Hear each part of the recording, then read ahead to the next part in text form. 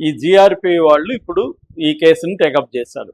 ఇప్పుడు జరిగింది 31 అనుకున్నా కూడా ఈరోజు 22 సో 22 రోజులు అయిపోయింది. 22 రోజులు అయిపోయినా కూడా ఇప్పటి వరకు వాళ్ళు ఒక ప్రెస్ మీట్ పెట్టి అసలు 22 రోజుల్లో ఏం జరిగింది, ఆమె ఎందుకు చనిపోయింది, కారణాలు ఏంటి, ఆమె వీళ్ళిద్దరిని ఎలా కన్విన్స్ చేసింది, దీంట్లో ఏమన్నా అనుమానాలు ఉన్నాయా, ఆమె మీద ఏదైనా ప్రెజర్ ఉందా, బ్లాక్మెయిల్ ఉందా, ఆమెకి వాళ్ళ బ్రదర్కి ఏమైనా ఇబ్బందులు ఉన్నాయి, చిరంజీవి రెడ్డికి ఈమె మధ్య ఇబ్బందులు ఉన్నట్టుగా, ఆర్థికపరమైన ప్రాబ్లమ్స్ ఉన్నట్టుగా కొన్ని వార్తలు వచ్చాయి. దానికి ఆయన కేసు కూడా వేస్తాను ఛానల్ మీద అంటున్నాడు.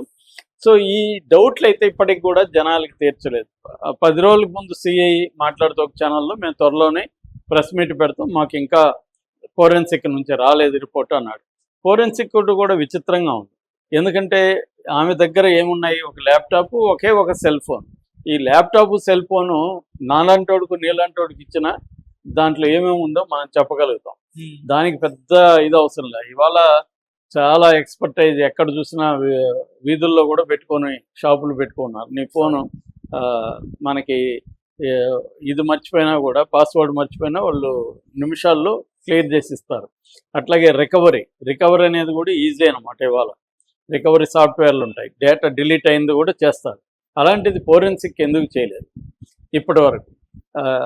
రెండోది, పోలీసులు ఎందుకు కనీసం ఫోరెన్సిక్ చేసిందా లేదా పక్కన పెడితే, వీళ్ళు కనీసం ఒక ప్రెస్ మీట్ పెట్టి పబ్లిక్కి ఇప్పటి వరకు మా విచారణలో కనీసం ఇది కాదు అనేది తేలింది అంటే, ఈమెకి ఎవరు బ్లాక్మెయిల్ చేయలేదు, ఆర్థిక సమస్యలు లేవు, వీళ్ళ బ్రదర్తో ఎటువంటి సమస్యలు లేవు అనేదన్నా చెప్పాలి కదా. కనీసం వాళ్ళ ఎంత ప్రజల్లో ఎంత ఇది వచ్చినప్పుడు, ప్రజలందరూ ఇష్యూ మీద చలించిపోతున్నప్పుడు, అనేక అనుమానాలు ఎక్స్ప్రెస్ చేస్తున్నప్పుడు, మీడియా తమకు తోచిన విధంగా దీని మీద ఒక కథనాన్ని ప్రసారం చేస్తున్నప్పుడు పోలీసుల బాధ్యత ఏంటి? కనీసం వచ్చి ఇప్పటివరకు మా ఎంక్వైరీ ఇది జరిగింది, ఆలస్యం ఎందుకు అవుతుంది అని చెప్పాల్సిన బాధ్యత ఉంది. కనీసం ఒక ప్రెస్ నోటు డీటెయిల్గా రిలీజ్ చేయాలి. కానీ వాళ్ళు ఇప్పటివరకు ఏమీ చెప్పలేదు. అంటే పోలీసుల మీద ఏమన్నా ప్రెజర్ ఉందా అన్న అనుమానాలు కూడా వస్తున్నాయి. దీన్ని మెల్లగా నీరుగార్చేస్తారా? మన ప్రొద్దుటూరులో గండికోట వైష్ణవ్ అనుకుంటా అమ్మాయి పేరు, ఆ అమ్మాయి హత్యని ఇప్పటివరకు వాళ్ళు కూడా తేల్చలేదు. రోజుకు ఒక కథ నడిచింది 15 days వరకు, ఆ తర్వాత సైలెన్స్ అయిపోయింది. సో ఇలాగ కొన్ని ఏంటంటే మెల్లగా సైలెంట్గా ఉండిపోతే జనం మర్చిపోతారు. కాబట్టి దీన్ని అలాగా కోల్డ్ స్టోరేజ్లో పడేయచ్చు. ఇలాంటి ఒక టాక్టిక్స్ పోలీస్ డిపార్ట్మెంట్లు కొన్ని కేసుల్లో చేస్తారు. వాళ్ళ మీద ప్రెజర్ ఉంటుంది, ఏదో ఒక రకంగా పొలిటికల్ ప్రెజరు ఏదో ఒకటి ఉన్నప్పుడు వాళ్ళు ఏం చేస్తారంటే కొద్ది రోజులు ఈ డ్రామాంతా నడిపిస్తారు. దాని తర్వాత దాని గురించి మర్చిపోతారు ప్రజలు. కాబట్టి వాళ్ళు కూడా చెప్పరు, ఎప్పటికీ చెప్పరు. ఇప్పుడు గండికోట ఇది తేల్చి ఇప్పటి వరకు చెప్పలేదు. అలాగా చాలా కేసులు ఉన్నాయి. అలాగా ఈ కేసు కూడా పక్కన పడేసి మెల్లగా ఇది చెప్పి లీకేజ్ మాత్రం చేశారు. ఆమె డిప్రెషన్తోనే చనిపోయిందని. డిప్రెషన్కి కూడా కారణాలు ఉంటాయి. ఎందుకంటే ఇది పబ్లిక్ అవేర్నెస్ కూడా క్రియేట్ చేయొచ్చు దీనివల్ల. ఎందుకంటే చాలామందికి ఇవాళ వర్క్ ప్రెజర్ ఉంది, ఇంట్లో ప్రెజర్ ఉంది. ముఖ్యంగా ఒంటరి స్త్రీలకి, సింగిల్ ఉమెన్ అంటారు, సింగిల్ మదర్స్, వీళ్ళ ఇప్పుడు ఈ భర్త ఎక్కడో ఉన్నాడు, ఈమెకి సపోర్ట్ సిస్టమ్ ఏమీ లేదు, ఈమెకి ప్రెజర్, ఒకవేళ ఆఫీసులో ప్రెజర్ ఉండొచ్చు, ఆర్థికంగా ఆమె మా అమ్మ చెప్పిన వీడియోలు చూస్తే ఆమె పొలం 1 ఎకరానే ఉంది అని బాధపడుతూ ఉండేది, కంపేర్ చేసుకుంటూ ఉండేది, ఇవన్నీ చెప్తున్నారు.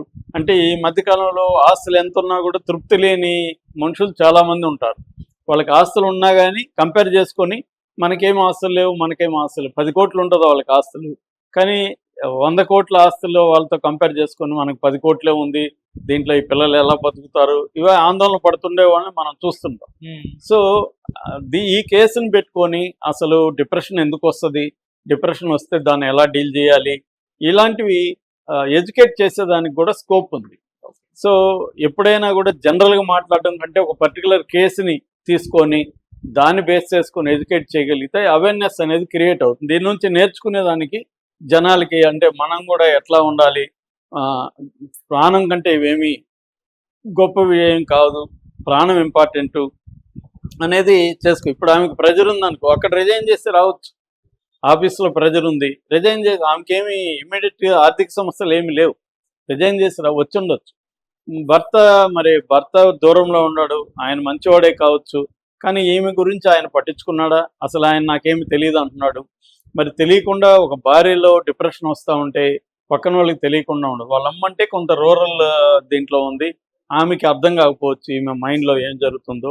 కానీ ఖచ్చితంగా కొలీగ్స్కో, భర్తకో క్లోజ్గా ఉంటే తెలుస్తుంది. చుట్టుపక్కల ఉన్న వాళ్ళకి తెలియకుండా ఇప్పుడు నువ్వు డిప్రెషన్గా రోజు ఆఫీస్కి వస్తుంటే నేను కనిపెట్టలేకుండా ఉండే పరిస్థితి ఏమి ఉండదు. సో ఎందుకంటే జాబ్ నువ్వు సరిగ్గా చేయలేవు. సో అలాగే ఈమెకు డిప్రెషన్ ఉంటే ఒక టీమ్ లీడర్గా ఎలా ఫంక్షన్ అయింది, ఇలాగ అనేక అనుమానాలు ఉన్నప్పుడు పోలీసులు అనుమానాన్ని నివృత్తి చేయాల్సిన అవసరం ఉంది. అట్లాగే దీన్ని బేస్ చేసుకున్న ఒక అవేర్నెస్ క్రియేట్ చేయాల్సిన అవసరం కూడా ఉంది. అవేమి చేయకుండా వాళ్ళు ఎస్కేప్ ఎందుకు అవుతున్నారు, డ్రాగ్ ఆన్ ఎందుకు చేస్తున్నారు అనేది ఇప్పుడు $1,000,000 ప్రశ్న.